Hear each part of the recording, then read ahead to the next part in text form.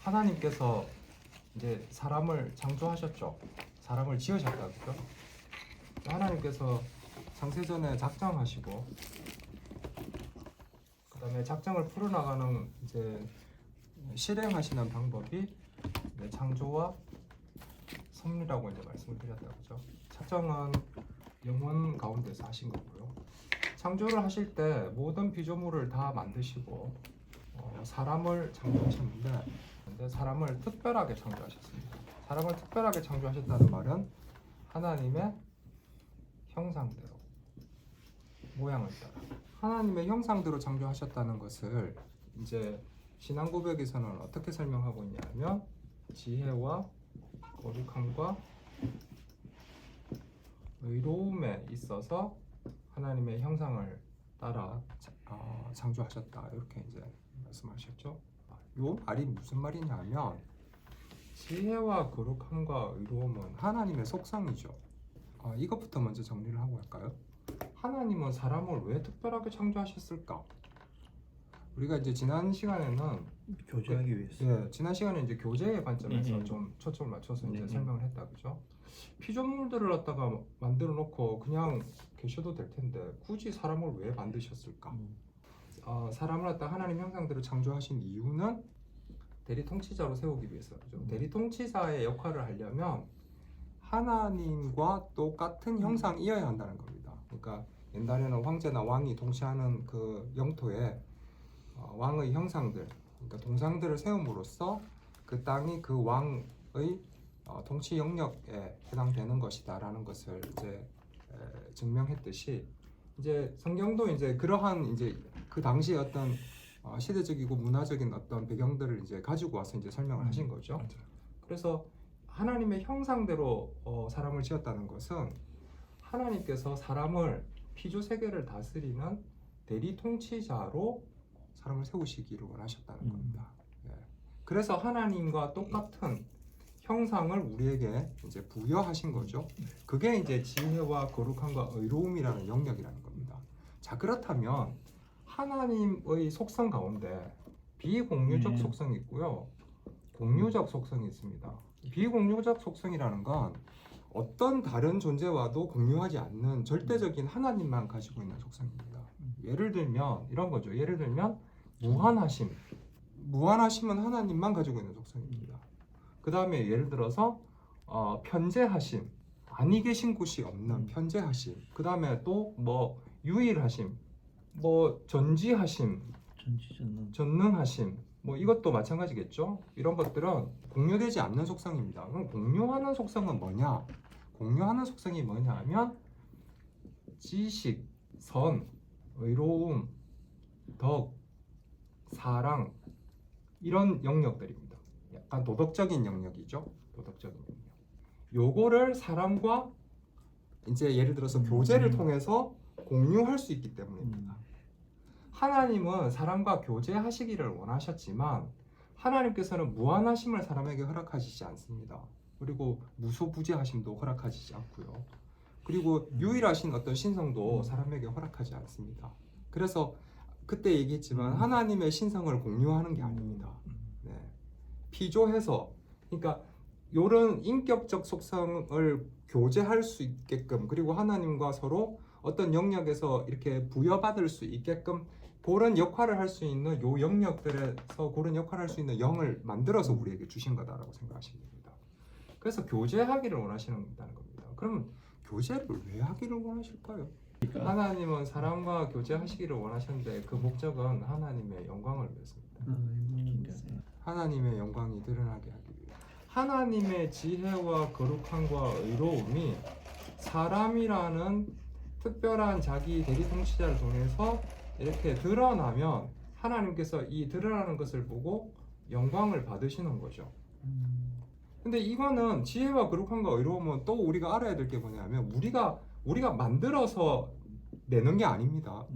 그래서 지난 시간에도 얘기했지만 교제가 끊어짐으로써 우리의 지혜와 거룩함과 의로움, 즉 지정의는 떨어져서 하나님께서 우리에게 부여해 주시는 수준의 지혜와 거룩함과 의로움의 수준에 가지 못하잖아요. 그래서 하나님의 영광에 이르지 못하는 거예요. 그러니까 하나님의 영광에 이를 수 있는 방법은 뭐냐면 하나님과 교제를 통해서 하나님께서 주시는 지혜와 거룩함과 의로움이 우리에게서 반영될 때, 반사될 때, 그래서 우리가 영광이라는 게 반영 반사되다라는 헬라어를 사용한다고 제가 말씀을 드렸던 것 같아요. 이 반영하고 반사될 때 하나님께서 영광을 받으시거든요. 그래서 하나님은 굳이 사람을 만들어서 왜 교제하시려고 하셨을까? 하나님 당신의 영광을 위해서입니다. 그러니까 모든 목적은 뭐냐면 하나님 당신의 영광입니다. 그럼 하나님의 영광으로 충만하신데 하나님은 또 영광을 왜 받으시기를 원하셨을까? 뭐 이런 굉장히 철학적 질문이 가능한데 그런 거는 이제 신학자들의 영역이라고 남겨두시고요. 성경적인 답은 뭐냐면 하나님 당신의 영광을 위해서입니다. 그래서 우리가 뭐 택자들도 하나님의 그 은혜의 영광의 찬송을 위해서, 요기자들은 공의의 영광의 찬송을 위해서, 어쨌든 하나님의 영광입니다. 그러니까 하나님의 영광을 위해서 하나님은 사람과 교제하기를 원하셨고, 하나님이 사람과 교제를 하려면 하나님의 형상대로 지음을 받아야 된다는 겁니다. 그 지음을 받지 않고서는 하나님과 교제가 안 이루어집니다. 그 다음에 이걸 이제 조금 다른 말로 이제 하자면, 하나님은 이러한 신적 속성을 가진 뭐죠? 영이시잖아요. 네. 그죠? 그래서 유일한 영이시기 때문에 하나님은 스피릿, 대문자로 쓰는 스피릿입니다. 그래서 사람에게 하나님과 똑같은 형상을 가진 존재로 만들기 위해서 여기 영을 갖다가 창조해서 주셨죠. 그래서 우리에게 들어온 건 스피릿, 어떤 영이 되는 거죠. 뭐 우리 아내랑 저랑 이제 집사님이랑 다 이렇게 창조된 영들을 주셨다는 거예요. 그 영의 세 가지 기능이 뭐냐면 지정의라 그랬는데, 이 지정의가 뭐냐면 이 지식과 거룩함과 의로움을 우리가 이제 하나님과의 교제를 통해서 이제 받아서 이걸 드러낼 수 있는 어떤 기능들이라고 생각하시면 됩니다. 그래서 영의 세 가지 기능을 지정의라고 말씀드립니다. 이 지가 이제 하나님의 지혜. 여기서 또 하나 더 우리가 얘기하고 갈게. 어떤 성경에 보면 요걸 지혜라고 해놓고요, 그 다음에 또 어떤 성경에 보면 지식이라고 표현되어 있는 게 있을 겁니다. wisdom하고 knowledge 이렇게 표현되어 있는 게 있는데, 이 하나님의 지혜와 하나님의 지식은 서로 조금 다릅니다. 요거는 이제 조금 구분해서 이해하실 필요가 있는데, 지식은 말 그대로 어떤 상황, 어떤 현상에 대해서 다 아시는 겁니다. 다 아심. 지혜는 뭐냐 하면 이런 겁니다. 예를 들어서 하나님께서 작정하셨잖아요. 영원 전에. 어떤 작정이라는 게 뭐냐면 작정 이퀄 계획, 계획 이퀄 뜻을 세웠다는 거죠. 그래서 우리가 하나님의 뜻을 뭐 묻는다 뭐 이렇게 얘기하는데, 하나님의 뜻은 영원 전에 작정하셔서 변경될 수 없게 하셨다는 겁니다. 그래서 하나님의 계획과 하나님의 뜻은 변경되지 않습니다. 뭐 하나님이 계획을 이렇게 하셨는데 중간에 가다가 우리가 무슨 사고를 쳐서, 또는 아담이 범죄를 해서 하나님께서 급하게 뭔가 새로운 것을 도입하셨다, 이런 일은 일어나지 않습니다. 지혜를 설명하다가 얘기했는데, 지혜가 뭐냐 하면 하나님의 영원한 작정, 이 작정이 계획이고 뜻이죠. 이걸 또 뭐 다른 말로 목적이라고 할 수도 있겠죠. 그래서 이 목적에 합당하게 수단들을 사용하시는 것을 지혜라고 합니다. 요거 이제 구분해서, 지식은 그냥 다 아시는 겁니다. 전지하심. 이 전지하심은 하나님의 기본적 속성 가운데 하나입니다. 전지하심. 자기의 목적에 맞게끔 여러 가지 수단들을 사용해서 이 목적으로 하나님께서 모든 것들을 갖다가 합력하여 선이 되는 방향으로 가져가신다는 겁니다. 그게 이제 지혜입니다. 요 하나님의 지혜 또는 지식을 우리가 우리의 지적인 영역에서 받아서 알 수 있습니다. 물론 이 아는 것은 우리가 제일 첫 장에서 배웠듯이 계시해 주시는 만큼밖에 모릅니다. 뭐 우리가 하나님의 수준으로 전지하게 알 수 있느냐? 모릅니다. 그렇게 절대 안 됩니다. 그 다음에 요 정서는 뭐냐면 하나님의 거룩함을 우리가 담을 수 있고 사모할 수 있게끔 해주는 거고요. 의는 뭐냐면 하나님께서 의롭다 하시는 것을 이제 추구할 수 있는 어떤 의지적인 힘을 가진다는 겁니다. 그래서 요 지정의를 가진, 즉 지정의의 기능을 발휘할 수 있는 영을 가진 존재로 우리가 창조되었고요. 요 영을 가지고 영이신 하나님과 교제를 통해서 하나님의 이런 공유적 속성들을 우리가 받아서 발휘함으로써 하나님께 영광을 돌린다라고 생각하십니다. 요렇게 할 수 있게끔 창조된 상태가 처음 창조된 상태, 즉 원의의 상태입니다. 하나님의 이 속성 가운데 자유로우심이 있습니다. 그렇죠. 네, 하나님은 자유롭게 자기의 의지대로 모든 것을 선택하실 자유로움이 있습니다. 네, 자유로움이 있거든요. 그래서 우리에게도 아니 왜 우리가 그런 얘기 하잖아요. 사람을 만들 때 그럼 선한 것만 선택할 수 있는 그런 존재로 만들지 왜? 왜냐하면 하나님은 우리를 하나님의 형상대로 인격적으로 만드시고 싶으셨거든요. 그래서 자유로운 의지를 주셨습니다. 우리에게 자유로운 의지. 그래서 원의의 상태에서는 우리가 의지적 자유를 가지고 있었다는 거예요. 자유로운 의지. 그래서 우리는 자유로운 의지를 가지고 어떤 것이든지 선택할 수 있는 자유가 있었다는 겁니다. 우리가 자유로운 의지로 하나님과 교제하기 위해서 하나님께서 주신 언약, 여기 이제 행위언약이라고 말씀드렸죠. 이 행위언약을 사람이 깨뜨렸습니다. 그러니까 우리가 단지 금지된 실과를 하나 따먹은 것이 아니고 하나님이 사람과 교제하기 위해서 하나님이 낮추시는 방법으로 주신 행위언약을 깨뜨린 겁니다. 하나님과의 언약은 이 행위언약은 조건적인 언약이었습니다. 어떤 조건적인 언약이요? 인격적이고 완전한 순종을 조건으로 하고 있습니다. 이 인격적인 순종이라는 게 무슨 말이냐면 요 지정의로 순종해야 돼. 그러니까 네 자유로운 의지로 하나님의 지혜와 거룩함과 의로움을 계속해서 추구하라는 겁니다. 그런데 사람이 이 자유로운 의지를 써가지고 어떻게 해요? 이 하나님의 지혜와 거룩함과 의로움을 추구한 게 아니고 뭐를 추구했다고요? 자기 유익을 추구한 거죠. 네. 자기를 하나님의 자리에 갖다 놓고 싶었던 거죠. 모든 결정의 주체는 내가 되고 싶은 거야. 네. 나는 하나님의 피조물 노릇 하고 싶지 않아. 이렇게 된 거죠. 그래서 자기 유익을 위한 방법으로 자유로운 의지를 사용함으로써 어떻게 됐냐? 지정의가 이제 오염이 된 거죠. 네. 그래서 하나님께서 원래 우리에게 주신 지정의 상태에서 그 상태에서 떨어진 거란 말입니다. 그래서 원의의 상태에서 떨어졌다.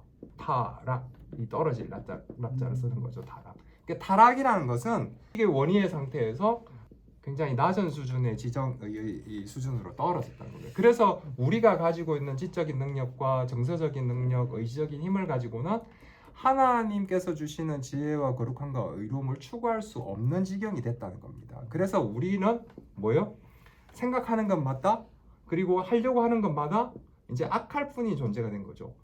그래서 요거를 갖다가 다시 회복을 시켜서 요 원의의 상태에서 하나님과 교제를 가능할 수 있게끔 하기 위해서 이제 중보자가 이제 들어오시는 거죠. 지혜와 이제 거룩함과 의로움을 하나님이 요구하시는 또는 하나님이 주시고자 하시는 수준에서 우리가 추구할 수 없는 상태가 됐잖아요. 그런데 그리스도께서 우리의 지혜와 거룩함과 의로움과 구원함이 되셨잖아요. 예. 그래서 우리가 그리스도와 연합됨으로 인해서 하나님과 이제 교제가 가능한 존재가 된 거죠. 네. 그러면 아담을 하나님께서 만들어 가지고 하나님의 형상대로 아담을 지었잖아요. 아담을 꼭 하와는 왜 주셨을까요? 아담하고 하와를 뭘로 주셨죠? 여자. 네. 돕는 배필로 주셨어요. 근데 참 재밌게도 성경은 이 앞에 목적어가 생략돼 있어요. 누구를 돕는다? 남편을? 예, 그러니까 무엇을 돕는 배필로 주셨는지 목적어가 생략돼 있어요. 무엇을? 네. 무엇을 돕는 배필로 주셨는데 그래서 사람들은 여기다가 자기의 유익을 원하는 죄인들은 자기에게 유리한 것을 여기다 갖다 놨습니다. 오케이. 네. 그러니까 부부 관계가 저는 틀어지는 가장 큰 핵심은 뭐냐면 저는 이거라고 생각합니다. 그러니까 그리스도인 크리스찬들의 부부 관계가 틀어지는 이유는 그리스도인 아닌 사람들은 전부 죄인이기 때문에 그냥 자기 유익대로 살아요. 그죠? 그러니까 자기 유익대로 살기 때문에 남편의 유익과 아내의 유익이 부딪힐 때는 다툼이 생기는 거예요. 자, 그러면 그리스도인이에요. 그래서 우리가 중생했어요. 그리고 우리가 하나님의 영광을 위해서 사는 존재가 되었다는 것을 우리가 교회에서 배우고 또 성령께서 우리에게 깨우쳐 주셔서 알았어요. 그런데도 왜 그리스도인 가정에 왜 이런 불협화음이 생기느냐? 아직까지도 여기다가 자기의 유익을 위한 것들을 목적으로 넣거든요. 그래서 많은 그리스도인들이 어떻게 이걸 적용시키냐면 아주 저급한 수준으로 얘기하자면 이겁니다. 내가 밖에 나가서 돈 버니까 너는 안에서 내가 돈 벌 수 있게 청소하고 빨래하고 밥하고 그렇게 도와야 되는 거 아니냐. 니를 그런 돕는 배필로 나에게 주신 거 아니냐. 그게 성경적인 거 아니냐. 이렇게 얘기합니다. 저는 아니라고 생각합니다.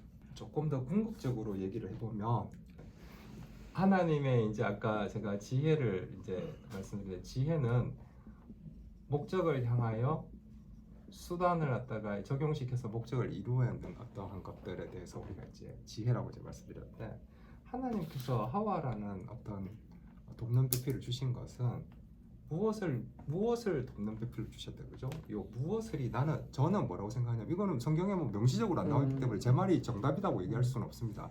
근데 저는 어떻게 생각하냐면 요게 하나님의 영광이라고 생각합니다. 하나님의 영광을 발현하도록 돕는 배필. 저는 그게 아담에게 하와를 주신 목적이고 남편에게 아내를 주신 목적이라고 생각합니다. 그러니까 우리가 가정 교회라고 얘기하잖아요. 가정은 하나님의 영광을 위해서 존재하는 가장 작은 단위의 교회라는 겁니다. 그럼 그 교회는 뭐 하는 곳이어야 되냐? 교회는 하나님의 영광을 드러내는 곳이라는 거죠. 내가 혼자서 교회로 존재할 때도 나에게서 하나님께서 지혜와 의로움과 거룩함을 통해서 하나님의 영광이 드러나야 하는 것이고 그 다음에 공동체를 가장 기본적인 단위의 공동체가 되는 가정에서도 하나님의 영광이 드러나야 된다는 겁니다. 우리가 조금 궁극적인 목적을 놓고 여기다 목적을 놓고 본다면 하와를 아담에게 주신 것은 하나님의 영광을 위해서 돕는 배필로 주셨다는 겁니다. 아내가 남편한테 순종해야 되는 이유를 얘기하는데 이제 남자가 가정의 우두머리라는 거죠. 지도자라는 거죠. 깊이 읽으면 오해하겠는데 했는데 이제 생각하니까 대리 통치자의 남편의 권위에 순종하는 게 돕는 배필로서는 그게 하는 게 의미가 맞겠네요. 자, 순종하라고 하신 부분에 대해서 이제 우리가 조금 생각을 해보자면 순종은 어디에다가 해야 되는 거죠? 하나님께. 네. 하나님께 순종하는 겁니다. 근데 하나님께 순종하는데 이 순종의 가장 이제 궁극적인 표본이 누구냐면 예수 그리스도다, 그죠? 예수 그리스도께서 하나님께 순종하심으로 이 순종을 우리의 것으로 주셔서 순종한 사람으로 여겨진 게 된 거죠. 하나님께서 순종하심으로 하나님 앞에서 예수 그리스도께서 율법의 의를 성취하시고 이 성취된 의를 우리에게 전가지 시켜 주심으로 우리가 이제 사람이 하나님 앞에 의롭다라고 여김을 받는 거다, 그죠? 그래서 어쨌든 순종이라는 건 하나님 앞에 하는 겁니다. 자, 요걸 조금만 뒤집어서 얘기해 볼게요. 그럼 예수 그리스도는 하나님 앞에 왜 순종하셨죠? 우리를 위해서. 이 우리가 누구냐 하면 예수 그리스도가 남편이고 여기는 신부죠. 에베소서에서 얘기한 이 비밀이 크도다. 이것은 교회와 그리스도의 관계를 얘기한 것이다라고 얘기한 그것이 뭐냐면 순종이라는 건 일방 순종이 아니라는 겁니다. 그래서 에베소서에서는 피차 서로 순종하라고 한 겁니다. 피차 순종하는 겁니다. 남편도 아내를 사랑해야 되고요. 아내도 남편한테 순종해야 되고요. 남편은 그리스도가 교회를 사랑하신 것처럼 사랑하는 거고요. 아내는 죽게 순종하듯 네, 죽게 순종하듯 순종하는 거죠. 피차 순종하는 겁니다. 그게 용어가 사랑과 순종이라고 돼 있어서 뭔가 순종은 복종의 의미가 있고 여기서는 뭔가 시해 베풀어주는 어떤 차원인데 저는 아니라고 생각합니다. 왜냐하면 삼위 하나님을 보세요. 삼위 하나님요. 아버지 하나님이 있고요. 그 다음에 아들 하나님 있고요. 그 다음에 성령 하나님 있고요. 요 삼위 하나님인데 이 삼위 하나님께서 제가 아버지의 뜻과 계획의 아들은 복종하셨죠. 그죠? 그래서 아들은 아버지와 같은 본질상 하나님이시고 그 다음에 능력과 영광에서 아버지와 동등하심에도 불구하고 자기 일을 하시지 않고 아버지의 뜻에 자기를 순종하셨습니다. 그죠? 그 다음에 성령은 어떻습니까? 성령은 아버지와 아들의 자기의 사역을 국한시킵니다. 그래서 성령은 말씀, 아버지께서 주신 말씀만 하셨고요. 성령은 그 말씀 틀 안에서 말씀과 함께 말씀 안에서 사역하는 겁니다. 그래서 자기를 갖다 이 삼위 하나님의 관계가 무슨 관계냐면 사랑과 순종의 관계입니다. 삼위 하나님은 서로 사랑하시고요. 그다음에 삼위 하나님은 서로 순종한다. 아들은 아버지에게 순종하고요. 성령은 아들과 아버지에게 순종합니다. 이 순종이라는 게 자기의 어떤 권한이라든지 어떤 능력들을 좀 제한한다. 사역을 제한한다. 왜냐하면 무한하신 하나님이시잖아요. 두 분 다. 2위격, 3위격의 하나님이시거든요. 그러면 이걸 가지고 와서 얘기해 봅시다. 그러면은 남편은 아내를 사랑하라고 했고요. 아내는 남편한테 순종하라 했습니다. 이거 뭐 다른 얘기입니까? 그러니까 저 보면 저희들이 이 틀이 잡혀 있는 게 기존에 잡혀 있는 게 오염된 상태로 틀이 잡혀져 있다. 그렇죠. 거죠. 네, 그러니까 잘못된 프레임을 가지고 삶을 살다 보니까 여러 가지 문제들이 많이 생김에도 그 본질을 근원을 뭐 쫓아가고 있다는 거지. 교리 공부를 하면서 그거를 이제 들여다 보니까 뭔가 시작점 근본을 찾을 수 있지 않을까라는 생각이 든다는 거죠. 그러니까 부부 생활이다, 가정이다, 뭐 이제 직장이다, 뭐 돈, 뭐 재정 문제다, 뭐 이런 각가지 이제 우리 삶의 그 영역들이 있잖아요. 그런데 거기 이제 근본을 못 잡으면 끊임없이 이게 우리는 형태만 쫓고, 뭐 이러다 보니까 곁다리만 잡는 거 아니겠냐는 생각이 든다는 거죠. 그러면 맨날 색깔이 바뀔 거라는 거지. 본질을 잡아내면 거기에서 우리가 시작을 하면 덜 틀리지 않을까. 조금 더 연결시켜서 한번 적용을 해볼게요. 자, 하나님과 사람 사이에는 질적인 차이가 있다, 그렇죠? 우리가 이제 지난 시간에 한 겁니다. 하나님과 사람 사이에는 질적인 차이가 있습니다. 질적인 그래서 차이도 사실 요즘에 와서 조금 알았지. 그 전에는 하나님은 맞물 수도 있다. 그치 맞물 수도 있다. 난 비슷하게 가는 줄 알았지. 하나님은 창조주시고요. 사람은 피조물입니다. 창조주와 피조물의 사이는 어마어마한 간격이 있습니다. 그래서 피조물인 사람에게는 하나님을 바라볼 때 도덕적이고 윤리적인 어떠함이 필요합니다. 그래서 창조주와 사람 사이에는 도덕적이고 윤리적인 관계가 형성됩니다.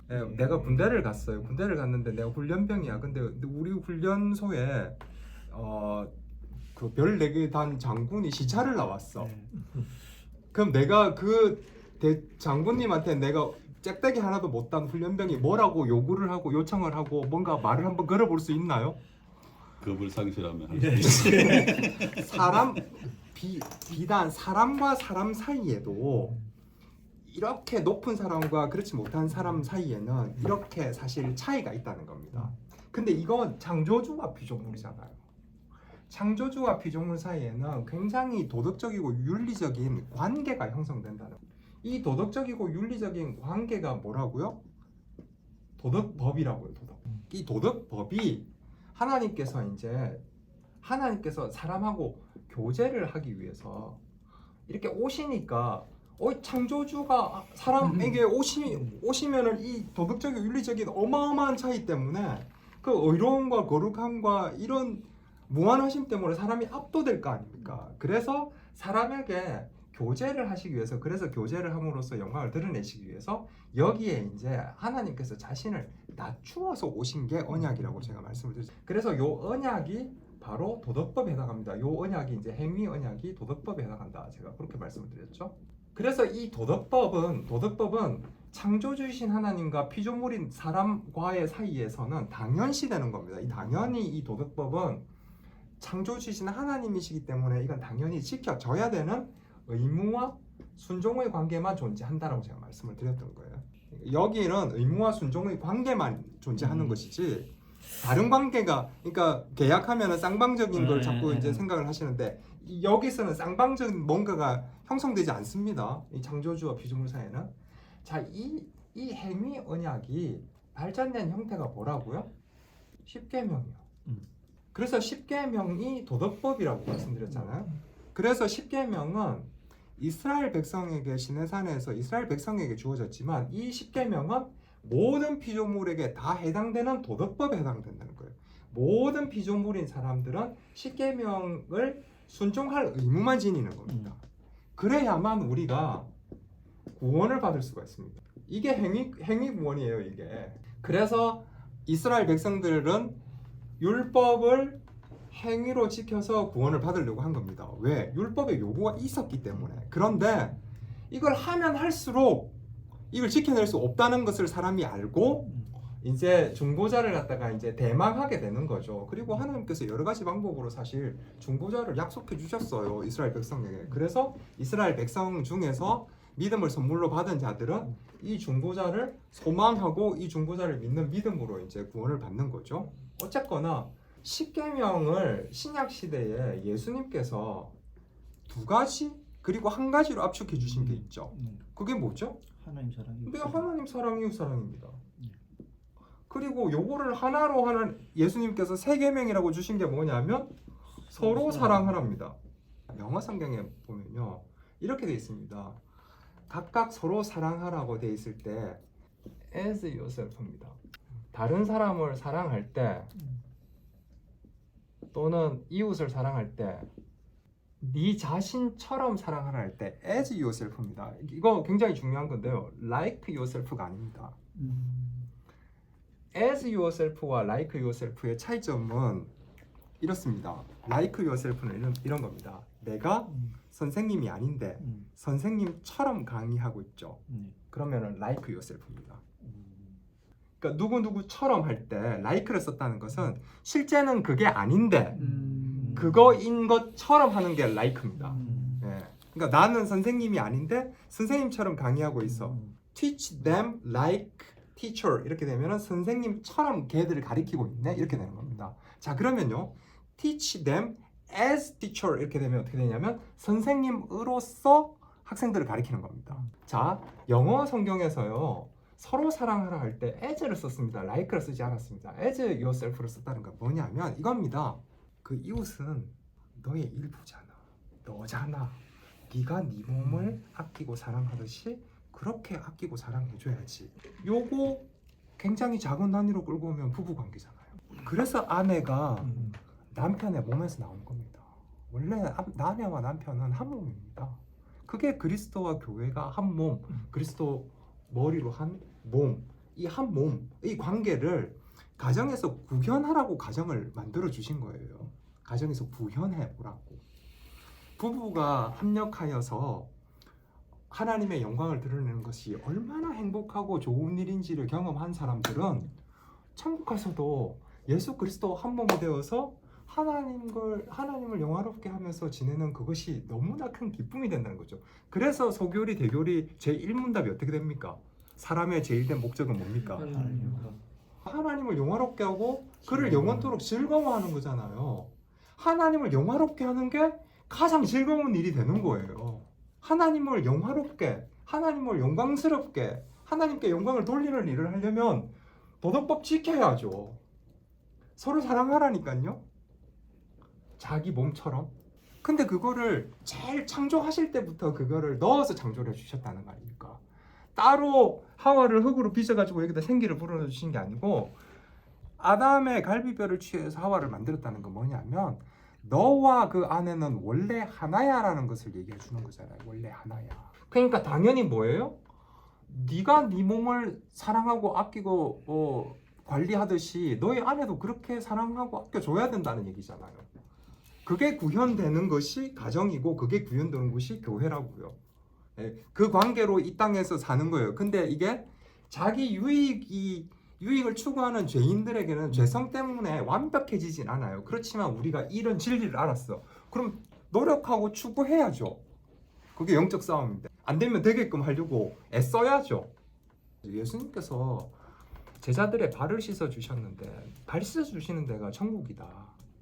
왜냐하면 발은 종이 씻어 주는 거거든요. 그러니까 제자들이 너무 황송했을 거 아닙니까? 예수님이 자기 발 씻어 주는 종이 유대 사회, 이스라엘 사회에서는 제일 하급 종이었어요. 종에도 계급이 있었거든요. 종 중에서도 발 씻어주는 외부에서 손님이 왔을 때 또는 주인이 왔을 때 발 씻어주는 종이 가장 하급 종이에요. 그러니까 예수님께서 우리의 발을 씻어주신 그곳이 천국이에요. 그러면 우리는 예수님께서 우리 발을 씻어주셨다는 것은 예수님이 우리를 극진하게 사랑하시고 극진하게 아껴주신다는 거죠. 천국에 가면요 전부 다른 사람 발 씻어주고 있어요. 전부. 그럼 어때요? 모든 사람이 다 내가 아내 발을 씻어주고 아내가 김 집사님 발을 씻어주고 김 집사님 목사님 발 씻어주고 발 씻어주고 발 씻어주고 제 발 씻어주시면 전부 다 왕이잖아. 전부 다 왕이, 전부 다 발 씻김을 다 당하는 왕이잖아요. 그런 곳이 천국이라고요. 그런 곳이. 그런 것이 또 가정이고. 그런 곳이 가정이어야 된다는 거죠. 그렇게 살으라고 가정을 하와를 아담에게 주셨다는 거죠. 그게 또 이웃이고. 네, 그런 관계가 이제 울타리 넘어서 이제 형성되는 게 이웃이고, 그러니까 당연히 그 관계가 회복되면 내 이웃의 것을 탐하지 마라 라는 십계명이 자연스럽게 이루어질 수 있잖아요. 그런데 이게 다 깨어진 건 뭐냐면 자기 유익이 들어오면서예요. 그러니까 어떻게 되냐면 제가 딱 들어오니까 아담이 대뜸 얘기하는 거잖아요. 하나님께서 나에게 주신 여자가 말이야. 이렇게 되는 거예요. 그 전에는 내 뼈 중에 뼈요, 살 중에 살이었는데, 나였는데 이제 타자가 된 거죠. 분리가 되는 거죠. 그래서 가정에서 사실 부부 관계가 회복되는 것은 이렇게 거슬러 올라가면 하나님께서 주신 창조 질서, 하나님과 사람과의 피조물과의 관계에서 생성된 어떻게 보면 도덕법에 해당되는 서로 이웃을 사랑하라 라는 어떤 규칙을 또는 율법을 우리가 사실 가장 작은 편에서 지키는 겁니다. 지키려고 노력하는 거고. 도덕법이 가정의 법이기도 하고, 노동 현장에서는 노동법이기도 하고, 네, 그렇죠. 다 그렇다는 네, 거죠. 그렇죠. 왜냐하면 이웃 사랑이니까. 그래서 그게 이제 집사님이 얘기하신 것처럼 가정이라든지 노동 현장이라든지 사회 현장으로 이제 가면은 기독교 윤리가 나오는 겁니다.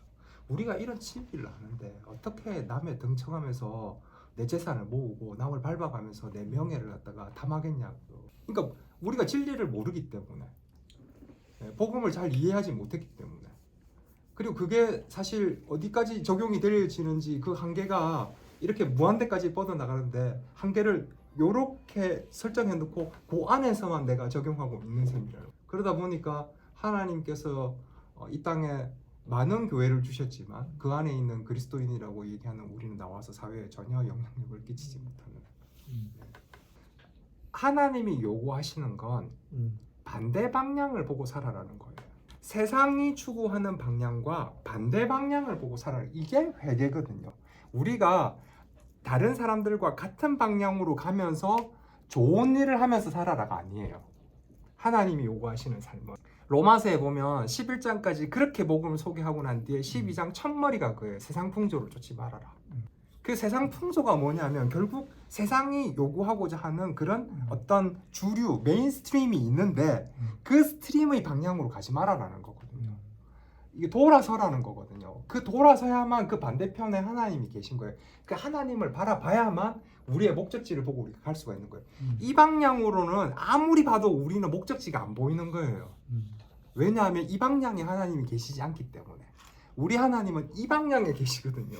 그러니까 우리가 돌아서지 않고는 그 방향을 볼 수가 없어요. 그런데 그거를 성령께서 우리를 돌려 세우신다니까요. 믿음을 선물로 주셔서 말씀을 깨닫게 하고 지정의를 사용해서 우리를 깨닫게 하시면 우리가 이 방향이 아니구나 해서 돌아서는 게 뭐냐면 회개예요. 회개. 그래서 회개는 단순한 후회가 아니라고, 그냥 단순한 가슴침이 아니라고, 눈물 쏟음이 아니라고요. 회개는 뭐냐면 방향을 돌이키는 거예요. 삶의 방향을 완전히 돌이키는 거거든요. 그러면 많은 사람들이 이 방향으로 쫓아가고 있지만 좀비처럼, 그 방향으로 쫓아가고 있지만 나는 이 방향을 보고 가는 거예요. 가다 보면 여기서 쏟아져 나오는 사람들이랑 부딪혀가지고 뒤로 밀리기도 하고 넘어지기도 하고 그래서 생채기도 나고, 그렇게 돼요. 그런데 또 밀려가면서 뭐 넘어져가면서 살아도 그냥 가면 되는 거예요. 그냥. 아니 저 갑자기 그 얘기가 생각나는데, 요어서 보고 그랬잖아. 강하고 담대하라. 강함이라는 게 하나님한테 딱 밀착돼 있는, 강함이란 뭐 힘이 게 아니라 파워풀한 게 아니라 하나님한테 딱 붙어 있는 게 강함이다. 그러니까 여호수아가 이제 가나안으로 들어가는데 강하고 담대하라. 나는 이제 지도자 됐으니까 힘드니까 강하고 담대하라. 결국은 우리가 일로 흘러가는 흐름인데 그걸 역방향으로 가려면 용기가 엄청 네. 필요하겠구나. 네. 네. 그러니까 하나님 밑에 딱 붙어 있지 않으면 계속 흐르는 쪽으로 가지. 어떻게 역방향으로 가겠어? 네. 그래서 성령께서 우리에게 설득하시는 겁니다. 말씀으로. 네. 근데 이제 그게 이제 저희가 이제 들으면서 많이 느꼈던 게 사실은 교회를 가면은 그 돌이키는 사람들을 보면서 우리가 돌이킬 힘을 받아야 되는데 사실은 세상이나 교회는 별 차이가 없단 말이에요. 여전히 교회도 돈 있는 사람, 뭐 사회적 지위가 있는 사람들이 득세를 하고 있고 그 험에서 오신 분들도 많이 그러거든요. 왔더니 별거 없더라 교회도 와도. 그렇죠. 이 정말 하나님이 어떤 분인지 그 기준을 선명하게 제시를 해야 되는데 우리가 이제 그런 거를 이제 모르고 살다 보니까 돌이키다가 이게 아닌가 싶어서 오히려 거꾸로 교회에 있는 사람들을 보고 나도 돈 더 벌어야 되는가 보다. 오히려 더 이제 가는 거죠. 아니 돈을 벌지 말라는 얘기를 하는 게 아, 아닙니다. 이제 지금. 우리도 이제 그 네. 얘기가 아니고 이제 그러니까 진짜 이렇게 하나님과 뭔가 딱 붙어서 이렇게 거슬러서 살아야 되는 삶에서 진짜 오늘 행복을 느껴야 되는데 이게 잘못됐나 싶어서 다시 돌아간다는 거죠. 오히려 거꾸로. 아니 그리고 그게 뭐 돈을 번다는 게 다른 게 이 흐름으로 네. 가는데 다시 또 돌아가야 내가 되겠다. 신앙을 가지면 더 탄력받을까 봐. 응? 뭐가 하나님 밑에 그렇지. 복, 하나님이 복을 주고 내한테 더 힘을 실어줄까. 그게 기복신앙입니다. 네. 그게 기복신앙. 그게 이제 어쩌보면 더 반대 방향으로 더 열심히 가는 신앙이 되겠죠. 근데 우리가 그래 살아요. 과연 뭐 내 자신을 한번 돌이켜 보건데 모든 요소들이 80~90% 기복신앙 같다 내가 보니까. 자녀가 뭐 예를 들어 좋은 대학교 가서 너무 감사합니다. 뭐 또 뭐 직장을 갖다가 좋은 걸 주셔서 감사합니다. 내가 지금까지 있는 것도 감사합니다. 건강한 것도 감사합니다. 뭐 감사 제목을 쭉 쓰다 보니까 삶에 대한 어떤 물질에 대한 가정에 대한 직장에 대한 현실에 맞부딪힌 거에 대한 감사밖에 안 나오더라고요. 어떤 아까 뭐 지정의에 대한 하나님과의 어떤 깊은 그런 관계에서 나오는 감사라기보다는 현실에 빚어진 감사가 더 많이 쓰여지다. 가만히 이렇게 보면은 이게 내가 세상 풍조를 따라 쫓아가는 것 똑같은 것 다른 사람은 똑같지 않느냐 하는 그런 생각도 좀 들 때가 좀 있습니다. 범사 감사는 비교 우위에서 오는 감사가 아닙니다. 다른 사람들보다 건강하게 해주셔서, 다른 사람들보다 수입을 좋게 해주셔서, 다른 사람들보다 더 이제 아이들이 잘 커서 비교 우위에서 오는 감사가 아닙니다. 범사 감사. 그러면 범사 감사가 안 돼요. 맞네. 성경은 분명하게 범사의 감사라고 돼 있거든요. 아멘. 네. 범사 감사는 하나님의 영원한 작정, 이 작정 안에 모든 것을 작정하셨다는 믿음, 이 모든 것 안에는 나에게서 일어나는 모든 것도 포함되어 있다는 믿음. 그래서 하나님께서 작정하신 것은 하나님이 지극히 지혜롭고 선하신 분이기 때문에 하나님의 작정은 궁극적인 선을 향해 갈 것이라는 믿음. 그 믿음으로 나에게 닥치는 모든 일상적인 것들이 하나님께서 작정하신 이 선을 향해서 합력하여 선을 이루는 방향으로 갈 것이라는 믿음으로 나에게서 일어나는 모든 일상에 대한 범사 감사가 일어나는 겁니다. 그래서 병들어도 감사하는 겁니다. 넘어져도 감사하고 망해도 감사하고. 제가 항상 궁금한 건 개업할 때는 예배를 드리는데 안 돼서 폐업할 때는 예배 드린 사람이 아무도 없습니다. 이 감사 예배 드린 사람이. 범사 감사입니다. 개업할 때는 개업한다고 헌금합니다. 감사 헌금. 근데 폐업하면서 망하게 해주셔서 감사하다고 헌금하는 사람은 아무도 없습니다. 전부 다 우리가 가지고 있는 감사는 뭐냐면 비교 우위에서 오는 감사입니다. 맞습니다. 다른 사람들보다 더 잘 벌어서 감사, 더 승진해서 감사, 더 건강해서 감사, 자녀가 잘 돼서 감사. 그래서 하나님을 예수 그리스도를 주라고 고백하는 사람들에게 있어서 나쁜 일은 없습니다. 이제 사람들이랑 이야기할 때 제가 굉장히 그런 이제 얘기를 들으면 좀 마음 한켠에 굉장히 좀 아프다 이렇게 느끼는 게 있는데 그게 뭐냐면 이런 겁니다. 기도 안 하고 선택해서 실패하고 망했어 라고 얘기하는 겁니다. 네, 기도 안 하고 네가 해서 그렇게 된 거야 이렇게 얘기하는 겁니다. 저는 어떻게 생각하는 사람이냐면요, 저는 이렇게 생각하는 사람입니다. 이게 나는 정답이라고 이야기하는 것은 아닙니다. 근데 제가 읽은 성경 그리고 제가 아는 복음의 범위 안에서는 저는 이렇게 하나님 말씀을 이해했습니다. 하나님께서는요 우리의 선택, 잘못된 선택도 선하게 사용하십니다. 그래서 그것도 좋은 일입니다. 선한 일이고 그것도 감사해야 될 일입니다. 그러니까 잘못된 그리스도인에게 있어서 잘못된 선택이라는 건 없다는 겁니다. 왜?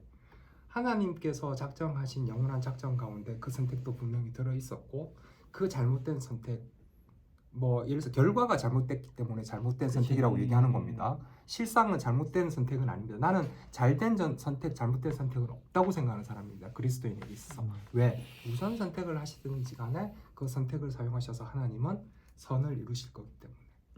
그래서 모든 선택은 하나님 앞에서 잘된 선택입니다. 기도하지 않아서 잘못된 결과가 나왔다고요? 그러면은 잘된 결과가 나온 선택은 그러면은 기도 안 하고 잘된 결과가 나온 선택은 그럼 그거는 용인되고 인정될 수 있는 겁니까? 나는 절대 그렇지 않다고 생각합니다.